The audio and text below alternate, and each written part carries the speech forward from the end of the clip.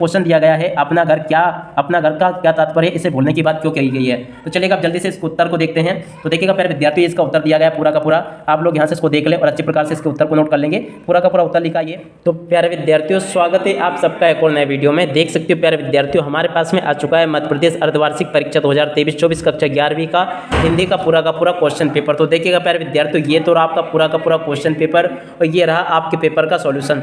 देखिएगा प्यारे विद्यार्थियों, सेट ए, सेट बी और सेट सी का सॉल्यूशन मेरे द्वारा पहले ही अपलोड किया जा चुका है और आज हम यहाँ पर सेट डी का पूरा सॉल्यूशन देखने वाले हैं। एक भी क्वेश्चन यहाँ से आपका मिस नहीं होगा अगर आपने इस वीडियो को पूरा लास्ट टाइम तक देख लिया तो चलिएगा आप आगे बढ़ते हैं, देखते हैं, समझते हैं कि मध्य प्रदेश अर्धवार्षिक परीक्षा 2023-24 कक्षा 11वीं का आपका हिंदी विषय का पूरा क्वेश्चन पेपर किस प्रकार का आया है और आप सबको इसका सॉल्यूशन कैसे पूरा कंप्लीट कर लेना चाहिए। देखिएगा प्यारे विद्यार्थियों, यहाँ से मैं आप सभी को पूरा आपका क्वेश्चन पेपर बताऊंगा, एक भी क्वेश्चन यहाँ से आपका मिस नहीं होगा अगर आपने इस वीडियो को पूरा लास्ट टाइम तक देख लिया तो चलिएगा आप आगे बढ़ते हैं, देखते हैं, समझते हैं कि अर्धवार्षिक परीक्षा 2023-24 कक्षा 11वीं का आपका हिंदी विषय का पूरा क्वेश्चन पेपर कैसा आया है और आप सबको इसका सॉल्यूशन किस प्रकार से पूरा कंप्लीट कर लेना चाहिए। ए टू जेड क्वेश्चंस प्यारे विद्यार्थियों मेरे द्वारा यहाँ से आपको बताया जाएंगे, एक भी क्वेश्चन यहाँ से आपका मिस नहीं होगा अगर आपने इस वीडियो को पूरा लास्ट टाइम तक देख लिया तो चलिएगा आप आगे बढ़ते हैं, देखते हैं, समझते हैं कि अर्धवार्षिक परीक्षा 2023-24 कक्षा 11वीं का आपका हिंदी विषय का पूरा क्वेश्चन पेपर किस प्रकार का आया है और आप सबको इसका सॉल्यूशन कैसे पूरा कंप्लीट कर लेना चाहिए।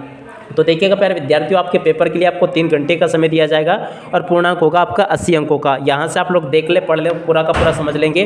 अब यहाँ से आप लोग देख ले, अर्धवार्षिक परीक्षा 2023-24 कक्षा 11वीं का ये हिंदी विषय का पेपर है जिसका कि आज हम पूरा का पूरा यहाँ से सॉल्यूशन देखने वाले हैं। तो चलिएगा प्यारे विद्यार्थियों, आगे बढ़ते हैं, समझते हैं आपके पूरे क्वेश्चन पेपर को और इसके सॉल्यूशन को। तो देखिएगा प्यारे विद्यार्थियों, ये रहा आपका क्वेश्चन पेपर पूरा का पूरा, आप लोग देख सकते हो यहाँ से। इस प्रकार के क्वेश्चन प्यारे विद्यार्थियों आपके पेपर में, परीक्षाओं में आपसे पूछे जाएंगे। आप सब लोग यहाँ से इसको देख ले, पढ़ ले और समझ ले। पहला क्वेश्चन पढ़ते हैं, सही विकल्प चुनकर लिखिए। देखिएगा प्यारे विद्यार्थियों, यहाँ से आपको सही विकल्पों को चयन करके लिखना है। पहला क्वेश्चन, रजनी ने अमित के मुद्दे को गंभीरता से लिया। तो देखिएगा इसका उत्तर आ जाएगा, वे अन्याय के विरुद्ध आवाज उठाने का सामर्थ्य रखती थी। उसके बाद में दूसरा क्वेश्चन, सेक्रेटरीट के लॉन में किस फल का पेड़ आंधी के कारण गिर गया। तो देखिएगा इसका राइट आंसर जामुन लिख लेना है। तीसरा क्वेश्चन, निम्न में से किसे हिंदी सानेट का साधक माना जाता है। त्रिलोचन को माना जाता है। उसके बाद में चौथा क्वेश्चन, दुष्यंत कुमार की गजल उनमें से कौन से काव्य संग्रह से ली गई है। तो देखिएगा इसका उत्तर आ जाएगा, साये में धूप से। उसके बाद में चौथा क्वेश्चन, पांचवा क्वेश्चन पढ़ते हैं, पत्रकारिता का मूल तत्व है। तो देखिएगा पत्रकारिता का मूल तत्व होगा आपका जिज्ञासा। यहाँ से आप सब लोग जिज्ञासा को नोट कर लें। उसके बाद में छठा क्वेश्चन, कोई की खुदाई करने वाले लोग कहलाते हैं। तो देखिएगा इसका उत्तर आ जाएगा चेजारो।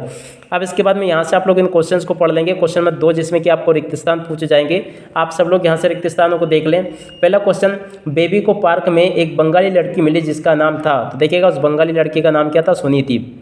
उसके बाद में दूसरा क्वेश्चन, चंपा नहीं चीनती। तो देखिएगा यहाँ पर आपको लिखना काले अक्षर नहीं चीनती, यहाँ से आप लोगों को लिख लेना है। तीसरा क्वेश्चन, घर की याद कविता ऋतु में लिखी गई। तो देखिएगा इसका उत्तर आपको वर्षा लिख लेना है। उसके बाद में चौथा क्वेश्चन, पेट में चूहे कूदने में शब्द शक्ति है। तो देखिएगा लक्षणा शब्द शक्ति होगी। रजनी के पति का नाम था रवि, यहाँ पर आपको लिख लेना है। संचार प्रक्रिया में आने वाली बाधाओं को कहते हैं। तो देखिएगा इसको कहते हैं हर्डल्स, यहाँ से आप सब लोग लिख लेंगे। उसके बाद में देखिएगा जोड़ी यहाँ पर आपसे पूछी गई, सही जोड़ी बनाइए। सही जोड़ी आपको कैसे मिलान करनी है। हे राम क्या क्या सहना पड़ेगा, ये वाक्य कैसा है। तो देखिएगा यहाँ पर आपको क्या करना है, ये होगा विस्मयादि बोधक वाक्य। पशु पक्षी में आपका संवर्गी शब्द युग्म होगा। तार सप्तक आपका भवानी प्रसाद मिश्र से जोड़ी मिल जाएगी। तो ऐसे आप सब लोग यहाँ तक का देख लें। अब इसके बाद हम आगे बढ़ते हैं, अगले क्वेश्चंस को देखते समझते हैं कि किस प्रकार के क्वेश्चंस आपसे परीक्षा में पूछे जा रहे हैं। तो देखिएगा, कविता का गांधी किसको कहते हैं। यहाँ से आप सब लोग देख लेंगे, कविता का गांधी इसकी जोड़ी मिल जाएगी आपकी किससे, भवानी प्रसाद मिश्र से। और इसके बाद में अगला देखते हैं, वीर रौद्र भयानक रस। तो देखिएगा ये ओजगुण में पाया जाता है। कृष्णचंद्र, इसकी जोड़ी का मिलान हो जाएगा कागज की नाव से। तो ऐसे आप सब लोग यहाँ तक के क्वेश्चंस देख लेंगे। अब क्वेश्चन नंबर 4 को देखते हैं जिसमें कि आपसे एक वाक्य या फिर एक शब्द में उत्तर पूछे गए हैं। अब इसमें एक वाक्य या फिर एक शब्द में उत्तर देखे जाए तो पहला क्वेश्चन पढ़ते हैं, भारतेंदु युग और द्विवेदी युग के बीच की कड़ी किसे कहते हैं। तो देखिएगा हजारी प्रसाद द्विवेदी इसका उत्तर होगा। पातेर पांचाली फिल्म में मिठाई बेचने वाले का नाम क्या था। इसका राइट आंसर श्रीनिवास आ जाएगा। रोला छंद की परिभाषा लिखिए। तो देखिएगा इसकी परिभाषा ये हो जाएगी कि एक सममात्रिक छंद है, इसमें 11-13 की अति से कुल 24 मात्राएं होती है। उसके बाद में निपात शब्द किसे कहते हैं, लिखिए। तो देखिएगा वे अव्यय शब्द जो किसी शब्द पद के बाद लगकर उसके अर्थ विशेष पर ध्यान देता है, उसे बल देता है, उसे क्या कहते हैं? निपात शब्द कहते हैं। उसके बाद में रेजाड़ी पानी किसे कहते हैं? वे वर्षा जल जो रेत के बीच में नीचे जाता है परंतु खड़िया मिट्टी के कारण भूजल में नहीं मिल पाता है, इसे रेजाड़ी पानी कहते हैं। उसके बाद में छठा क्वेश्चन देखते हैं क्या लिखा है। यहाँ पर लिखा हिंदी साहित्य के इतिहास का प्रथम युग लेखक कौन है? तो देखिएगा इसका उत्तर आ जाएगा रामचंद्र शुक्ल। सातवां क्वेश्चन कवि दुष्यंत कुमार किस बात के लिए बेकरार है? तो देखिएगा आवाज़ में असर के लिए कवि दुष्यंत कुमार बेकरार है। यहाँ तक के क्वेश्चंस आप सब लोग देख लें। उसके बाद में क्वेश्चन नंबर 5 में आपसे सत्य सत्य पूछे जाएंगे। पहला क्वेश्चन पढ़ते हैं, शोषकों के प्रति घृणा और शोषितों के प्रति करुणा प्रगतिवाद है, बिल्कुल सत्य होगा। छंद में गणों की संख्या 5 होती है, असत्य हो जाएगा। गलता लोहा पाठ में लेखक शेखर जोशी, ये भी सत्य होगा। जयशंकर प्रसाद को हिंदी के नाटक सम्राट कहा जाता है, ये भी असत्य होगा। प्रस्तर का तद्भव प्रथम होता है, ये भी सत्य होगा। चंपा का पिता मिस्त्री है, यह आपका असत्य हो जाएगा क्योंकि चंपा का प्रतीक ग्वाला था, मिस्त्री नहीं था। अब इसके बाद में यहाँ से हम क्वेश्चन नंबर 6 से लेकर लास्ट तक के क्वेश्चन देखते हैं, समझते हैं, ताकि आप सभी को प्यारे विद्यार्थियों पूरा क्वेश्चन पेपर अच्छे से समझ में आ सके।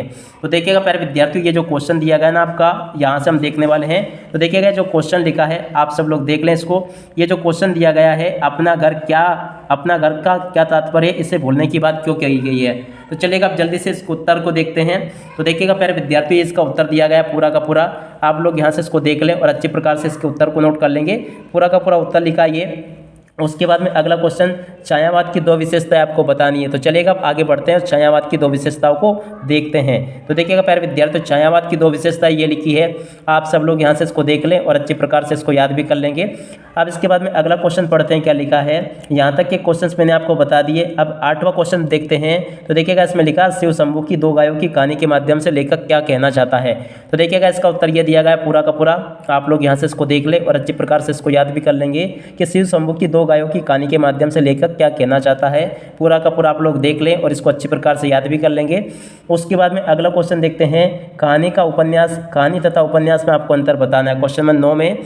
तो चलिएगा अब आगे बढ़ते हैं और कहानी उपन्यास में अंतर को देखते हैं। तो देखिएगा कहानी और उपन्यास में अंतर दिया गया है। पूरा का पूरा क्वेश्चन आप लोग देख लेंगे और अच्छी प्रकार से इसको याद भी कर लेंगे।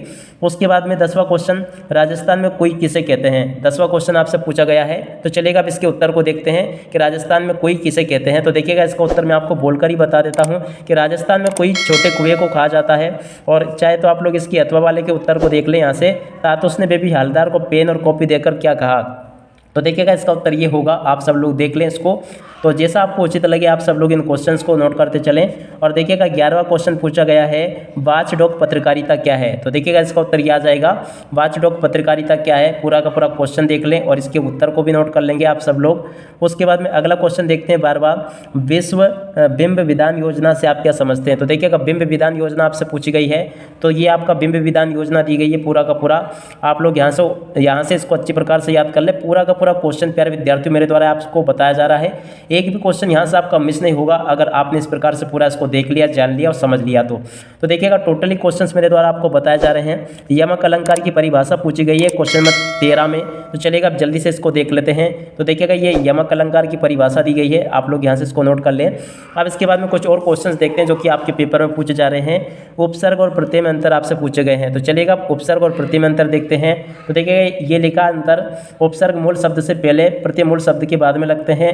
मूल शब्द उपसर्ग पर निर्भर करते हैं, प्रत्यय मूल शब्द पर निर्भर करते हैं। तो ऐसे आप लोग 2 अंतरों को लिख लें।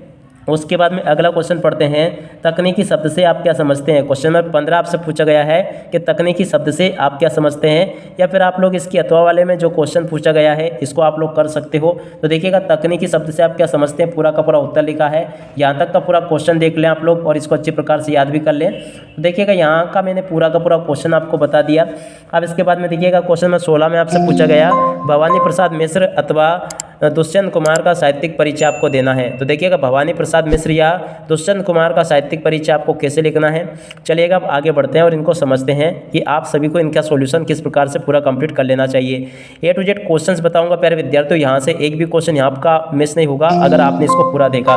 तो देखिएगा ये लिखा, आप सब लोग देख लें, भवानी प्रसाद मिश्र अथवा दुष्यंत कुमार का जीवन परिचय यहाँ पर आपको दिया गया। तो यहाँ से आप लोग भवानी प्रसाद मिश्र को देख लो या आप लोग कबीरदास को देख लो, कबीरदास का जीवन परिचय लिखा है, ये भी आप आपसे पेपर में पूछा जाएगा। तो पहला ये लिखा, दूसरा ये लिखा, तीसरा ये लिखा पॉइंट्स, उसके बाद में अगला ये लिखा गया है। तो यहाँ से आप लोग इसको देख लें और देखिएगा इसकी अथवा में आपसे 17वें क्वेश्चन में शेखर जोशी या मन्नू भंडारी का जीवन परिचय आपसे पूछा गया है। तो चलिएगा अब इसको देखते हैं।